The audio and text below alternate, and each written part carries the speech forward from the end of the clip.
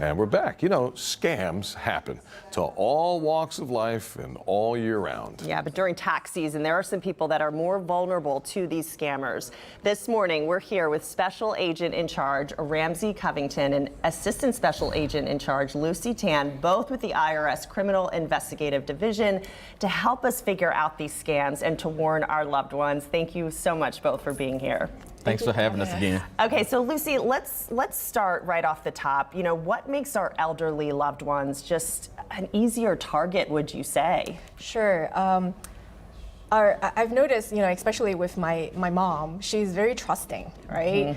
And, you know, she's in her 70s and she's just not very updated with technology and cell phone and social media and apps on her phone. So every time when someone calls, she always picks up the phone because she's used to it.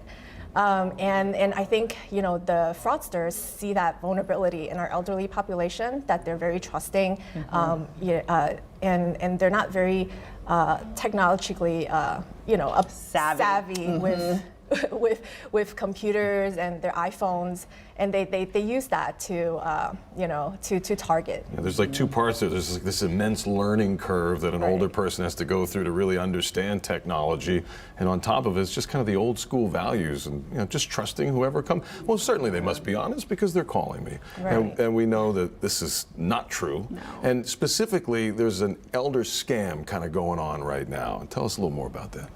Yeah, there are several elderly fraud scams going on. I mean, really, they are called our elderly population to try to get them to send them money.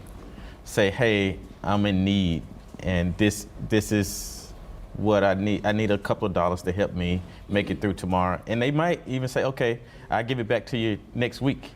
And you give them $500. Next thing you know, they say, I need $1,000, and you keep sending money over and over again, and they say, yes, I'm working on getting it back to you, and it's just a scam. And they push on that urgency, like, help, I need it right now, I need it immediately. Most definitely. So if you're noticing, Lucy, maybe some of these different signs from your loved ones, what would they be?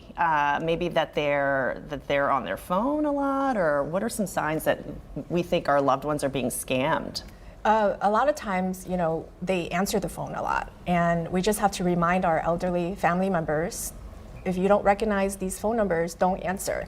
There's always voicemail that they can leave a voicemail with, right?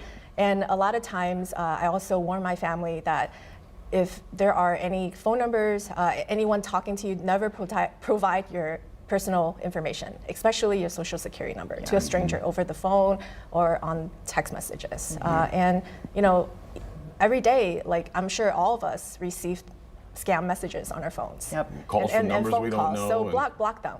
Right. And text messages too. Click on this because I just mailed something and it's not there. Oh my gosh, I got to click on it. No, go directly to the source, right? Right. And the fraudsters, they want you to panic, and as soon as you panic, you forget all your, you know, logical thinking kind of out the window. Well, Ramsey, we talked a little bit about this last time you were here in terms of, you know, the IRS isn't going to call you and threaten you. That's just not, I mean, you guys have cases to investigate, but that's not your MO.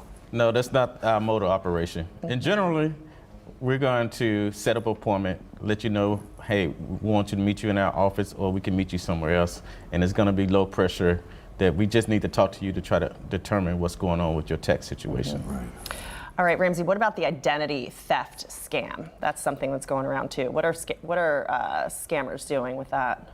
During tax season, identity theft, this is their primary mode of operation. They, in general, this is their full-time job, is to steal identities. One of the things they want to do is get your social security number, your date of birth, and use that identity to file a false tax return in your name, get your refund. They also want to open up a bank account in your name or credit cards, and then start buying items for themselves and not necessarily for yourself. A lot of times you don't know that until, what, something on the credit report shows up, or I mean, how would you even know in some cases? Some cases you might receive a bill in the mail saying you owe Best Buy or Amazon some money. Right. And then you say, hey, that's not, I don't have a credit card with Best Buy or these other retailers. And then you got to start clearing up your name. One, you need to report it to the police. Two, put a identity theft pin on your IRS account so no one can file a tax return in your name. And then also file a fraud alert with the credit bureaus. Okay. Yeah. Okay. So that's great advice. Lucy, what about romance scams? Those are, we've heard a bunch lately, but tell us about Well, those. that's like taking that trust to the next level, isn't it? Right. Yeah, so I just want to tell you about one of this case that our field office investigated. It was Kenneth Anim and his wife, Akua Duffy. So what they did was they helped these romance scam fraudsters and internet scam fraudsters funnel their money through their bank account that was set up as a shell company. Wow. And to make an appearance of legitimacy. And after that, they would send the money back out to the fraudsters. So, some of the victims, in this case, lost, like, I remember one of them, he met someone in Ghana and gave this lady over $500,000. Wow. Yes, and they never met in person, and it was all their inner, their communication was just all over the internet and phone.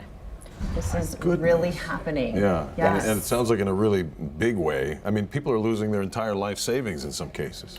Yeah, it's one identity theft case. It was Benjamin Thomas. He basically was part of a fraud scheme, sentenced to 7 years for conducting tax fraud identity theft. One of the checks alone was nearly $3 million. Oh my goodness. Paper check. Yeah. He stole it he stole it from the mail. He opened up bank accounts in the victim's name. He used their social security number and their date of birth to open up these bank accounts. And when he was arrested, he was driving a stolen Lamborghini. Oh my goodness. Oh my goodness. It's all part of the scam. Their outward look, whether it's their social media posts and everything they do, it's to keep up this front so they can continue to steal from people. Lucy and Ramsey, we got to run, but we thank you guys so much for coming in, and we hope our audience got something out of it. It's certainly what to do if they ever find themselves a victim. Yeah. Be careful out there and hang up the phone. Don't answer it. That's right. Thank Thank you you guys guys. so much. Thanks so much. Thank you.